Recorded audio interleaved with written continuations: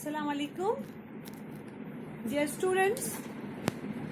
चूँकि आप जानते हैं हम era of one party dominance chapter पढ़ रहे हैं, जो कि हमारा सेकंड चैप्टर बी पेपर का है, और उसमें जो टॉपिक आज हमें पढ़ना है that is factors responsible for Congress dominance at national level. ध्यान दीजिएगा बच्चों, today's topic is factors responsible for Congress dominance at national level. जो हमारा प्रीवियस चैप्टर था उसमें मैंने पढ़ाया था आपको one party dominance, era of one party dominance, और मैंने ये भी आपको बताया था कि हिंदुस्तान में जो 1947 से लेके 1967 तक का जो पीरियड था वो कांग्रेस डोमिनेंस पीरियड कहलाया जा रहा था।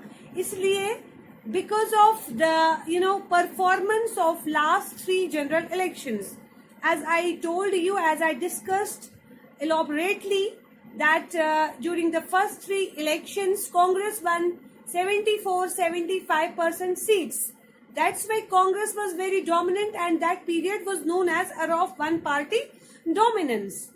और इस तरह से आज का जो टॉपिक है वो है factors responsible for Congress dominance at national level.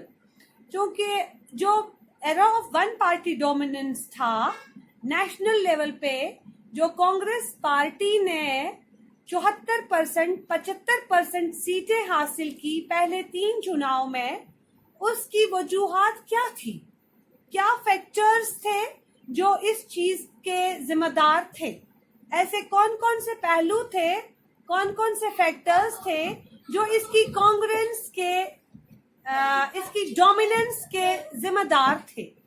तो उसमें वही मैं आपको बताने जा रही हूँ। सबसे पहला जो factor, the first factor which was responsible for Congress dominance at national level was legacy of national struggle. ध्यान दीजिए बच्चों, पहला फैक्टर जो कि जिम्मेदार था कांग्रेस की डोमिनेंस का नेशनल लेवल पे, वो था लेगेसी ऑफ नेशनल स्ट्रगल। जैसा कि आप जानते हैं हिंदुस्तान जो है यहाँ पे ब्रिटिशर्स का राज इनफैक्ट 1600 सेंचुरी से ही चलता आया है, और उसके बाद कांग्रेस पार्टी ही ऐसी पार्टी थी जिसने शुरुआत की ब्रिटिशर्स के खिलाफ जो खड़े हुए और फाइनली जिन्होंने ब्रिटिशर्स से आजादी हासिल की। Congress party had inherited a vast and enriched legacy from the nationalist struggle. आप जानते हैं जो नेशनलिस्ट मूवमेंट थी, नेशनलिस्ट स्ट्रगल थी अगेंस्ट ब्रिटिश रूल, उसमें कांग्रेस पार्टी जो थी वो सरफहरिस्त थी। कांग्रेस पार्टी की वजह से ही हमने आजादी हासिल की और जो कॉलोनियल रूल था उससे छुटकारा हासिल किया। इनफैक्ट हम देख रहे हैं कांग्रेस पार्टी के जो टॉल लीडर्स थे, बहुत बड़े बड़े लीडर्स थे, like Nehru, Shastri, they were quite popular for spending years in jail. उन्होंने तो बहुत टाइम जेल में भी गुजारा। किस लिए गुजारा? आजादी हासिल करने के लिए, कॉलोनियलिज्म को खत्म करने के लिए।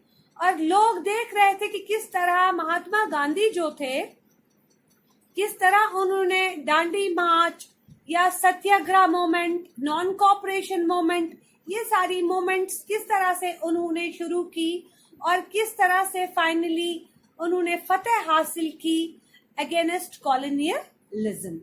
तो इसी वजह से हिंदुस्तान में कांग्रेस पार्टी फेमस थी, इसके लीडर्स की वजह से फेमस थी जिन्होंने बहुत ज्यादा सेक्रीफाइसेस दे दिए और लोगों ने उनको चाहा, लोगों ने सराहा। तभी जाके तो कांग्रेस को पहले 3 चुनाव में उतनी सीटें हासिल हुई, तभी जाके तो 74% 75% तक सीटें कांग्रेस ने हासिल की।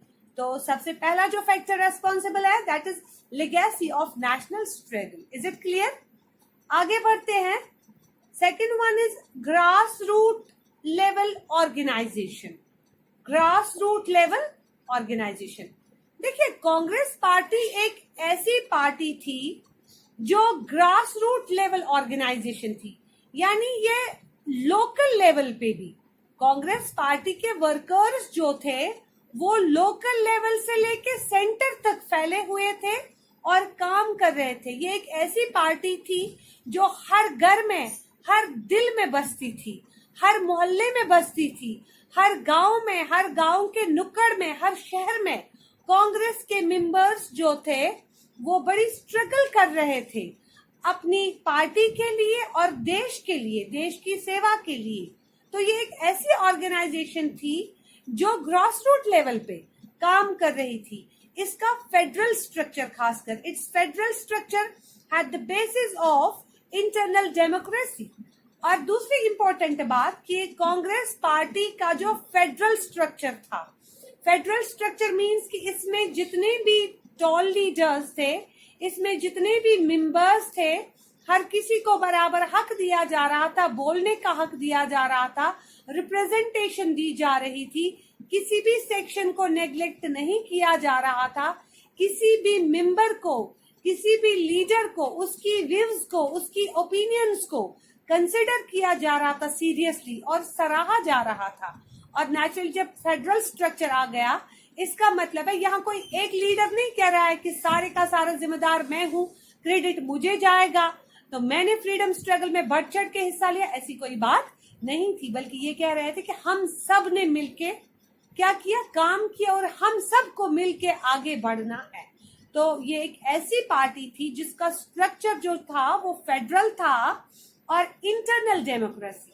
यहाँ के जितने भी लीडर्स थे उनको इंटरनल डेमोक्रेसी थी, बोलने का हक था। They were having freedom of thought, speech, expression. अभी जो मैं बात कर रही थी, हर किसी को बराबर रिप्रेजेंटेशन मिल रही थी, हर किसी को हक दिया जा रहा था कि आप आगे बढ़िए। यहाँ ये नहीं था कि खाली नेहरू या शास्त्री इलेक्शन लड़ेंगे, नहीं, यहाँ ये था कि यहाँ हर कोई, चाहे कोई भी क्यों ना हो कांग्रेस का वर्कर, ही और she has a right to contest election, उनको आगे बढ़ने का हक है, and they are having to participate in the affairs of government. So Congress was the party who was having grassroots level, roots. It was the organization who was having roots at grassroots level. Then the third point is adjustment to local circumstances. Adjustment to local circumstances. Congress was able to dominate because it was able to adjust to local circumstances. Internal democracy in the party and electoral gains of Congress helped Congress to adjust to change in local balance of power. ध्यान दीजिएगा बच्चों, adjustment to local problem.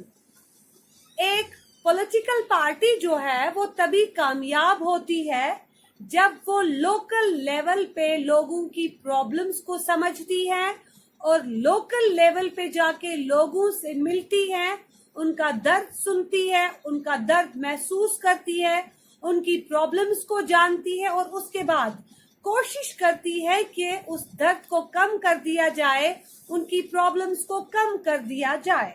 तो ये जो political party थी ये कोशिश कर रही थी कि लोकल लेवल पे भी लोगों की प्रॉब्लम्स को कम कर दिया जाए और एडजस्ट हो जाए लोकल सर्कमस्टेंसेस में। जितनी भी प्रॉब्लम है ग्रास रूट लेवल पे, गांव में, मैं अभी बात कर रही थी, हर नुक्कड़ में, हर गांव में कोशिश कर रही थी वहां की प्रॉब्लम्स को ओवरकम करने के लिए। और दूसरी इंपॉर्टेंट बात जो अभी मैं बोल रही थी, internal democracy in the party. Internal democracy very important point.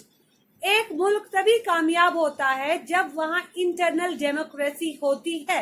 एक तो हुआ कि हम कहते हैं कि उस मुल्क का स्ट्रक्चर जो है दैट इज डेमोक्रेटिक, हर किसी को बोलने का हक, हर किसी को यहाँ पे they are having equal opportunities, everyone is equal in front of law. खाली किताबों में, ये कॉन्स्टिट्यूशन में ये बातें बोलने से ही काम नहीं चलेगा, बल्कि अगर हम कहते हैं India is a secular state, तो सेक्युलरिज्म को हम प्रैक्टिकली इम्प्लीमेंट करें, सेक्युलरिज्म जो है उसको हम प्रैक्टिकली प्रैक्टाइज करें हिंदुस्तान में। तो इसी तरह से कांग्रेस जो है वो एक ऐसी पार्टी थी जहां पे इंटरनल डेमोक्रेसी पार्टी में थी, हर किसी वर्कर को बराबर हक दिया जा रहा था इलेक्शन में लड़ने का, बोलने का, उसकी राय को सराहा जा रहा था अगर वो सही थी। And electoral gains of Congress. और दूसरी इंपॉर्टेंट बात कि जो इनको बेनिफिट्स कांग्रेस पार्टी को इलेक्शंस में हुए, अभी 74%, 75%, 73% सीटें इन्होंने पहले 3 चुनाव में हासिल की। इनकी जो मैसिव विक्ट्री थी सिंस लास्ट 3 इलेक्शंस, उसने क्या किया, उसने कांग्रेस पार्टी को हर दिल अजीज कर दिया। कांग्रेस को हर चाहने लगा, हर एक चाहने लगा, और हर किसी ने महसूस किया कि नहीं, कांग्रेस ही ऐसी पार्टी है जिसने हिंदुस्तान के बड़े से बड़े मसले को, बड़ी सी बड़ी प्रॉब्लम को क्या कर दिया, हल कर दिया। चाहे वो फ्रीडम स्ट्रगल की बात हो, चाहे उसके बाद जब हिंदुस्तान आजाद हुआ, जितनी भी प्रॉब्लम्स, जितने भी चैलेंजेस हिंदुस्तान की सरकार के सामने थे, चाहे हम बात करें रीऑर्गेनाइजेशन ऑफ स्टेट्स की, चाहे हम बात करें कम्युनल राइट्स को ओवरकम करने की, चाहे हम बात करें रिफ्यूजी रीसेटलमेंट की, जितनी भी प्रॉब्लम्स थी, कश्मीर प्रॉब्लम थी, एक्सेशन का मामला था बहुत सारी स्टेट्स के साथ, हैदराबाद के साथ, जूनागढ़ के साथ, मणिपुर के साथ, ये बहुत सारे जितने भी मामला थे, ये वैसी पार्टी थी जिसने तमाम प्रॉब्लम्स को बहुत अच्छे से बखूबी अंजाम दिया और उन प्रॉब्लम्स को सॉल्व कर दिया। तभी जाके लोगों ने बार बार इनको चुना, बार बार इनको मैसिव विक्ट्री हासिल हुई। Then there is another one, that is attract new supporters। क्योंकि कांग्रेस की ये जो लिबर्टी थी, यहाँ पे इंटरनल डेमोक्रेसी इन पार्टी में इंटरनल डेमोक्रेसी रखी थी, यहाँ किसी की डिक्टेटरशिप नहीं थी, या इसके अलावा जो इसकी मैसिव विक्ट्री थी इनके इलेक्शंस में, या इसके अलावा जो ग्रॉस रूट लेवल ऑर्गेनाइजेशन थी, इसका फेडरल स्ट्रक्चर था, ये सारी चीजें, या इसके जो लीडर्स है जिन्होंने सेक्रीफाइस कर लिया आजादी के लिए, इन सभी चीजों को पूरा देश देख रहा था। और ये सारी चीजें जो है नए नए सपोर्टर्स को, नए नए लोगों को अट्रैक्ट कर रही थी कांग्रेस पार्टी को ज्वाइन करने के लिए। अट्रैक्ट न्यू सपोर्टर्स, यानी ये सारी चीजें, ये सारी खूबियां कांग्रेस की देख के नए नए जो सपोर्टर्स थे आगे बढ़ रहे थे, नए नए लोग ज्वाइन कर रहे थे कांग्रेस को, with the expansion of developmental role of the state. और इन चीजों के साथ साथ कांग्रेस पार्टी जो थी वो एक ऐसी पार्टी थी, जब हिंदुस्तान आजाद हुआ हमारे यहाँ पे डेवलपमेंट जो थी वो 0 पे थी, पॉवर्टी सरफिरिस्त थी, अनएम्प्लॉयमेंट सरफिरिस्त थी, इकोनॉमिक बैकवर्डनेस सरफिरिस्त थी। इन सब चीजों को धीरे धीरे कम कर दिया कांग्रेस ने। एम्प्लॉयमेंट एवेन्यूज खोल दिए, इंडस्ट्रियलाइज्ड सेक्शन को आगे ले गए, एग्रीकल्चरल एरिया को, एग्रीकल्चर सेक्टर का बढ़ावा दे दिया। तो ये सारी चीजें, developmental role of the state, growing pool of resources and opportunities enhanced the ability of Congress to adjust conflicts among members। जो भी मैं बात कर रही थी, कांग्रेस पार्टी सारी चीजों के अलावा इसने डेवलपमेंटल वर्क पे काम किया, यानी इंडस्ट्रियलाइजेशन पे ज्यादा से ज्यादा ध्यान दिया, एग्रीकल्चर पे ध्यान दिया। जब आप प्लानिंग कमीशन पढ़ोगे आगे उसमें जब हम फर्स्ट 3 5 ईयर प्लान्स पढ़ेंगे, पहले 5 ईयर प्लान्स जो थे उस पर उस वक्त पंडित जवाहरलाल नेहरू ने सबसे ज्यादा ध्यान दिया था एग्रीकल्चर पे, क्योंकि इन्होंने कहा अब हम आजाद हो गए, हमारे पास अब फील्ड्स के अलावा, एग्रीकल्चर सेक्टर के अलावा और कुछ है नहीं, क्योंकि बुरी तरह से इकोनॉमिक बैकवर्डनेस हमारे मुल्क में थी उस वक्त। तो उन्होंने एग्रीकल्चर सेक्टर को आगे लिया, उसके साथ साथ इंडस्ट्रियल सेक्टर को आगे लिया, उसके साथ साथ रिसोर्सेज, नई नई अपॉर्चुनिटीज लोगों को दे दी आगे बढ़ने के लिए।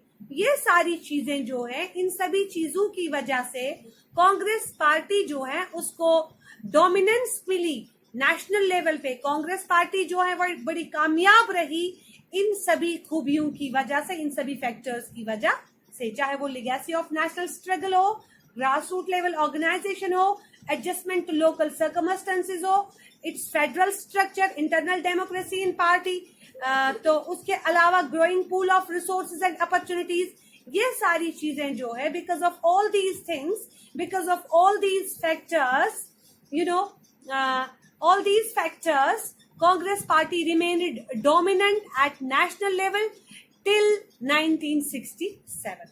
Allah Hafiz।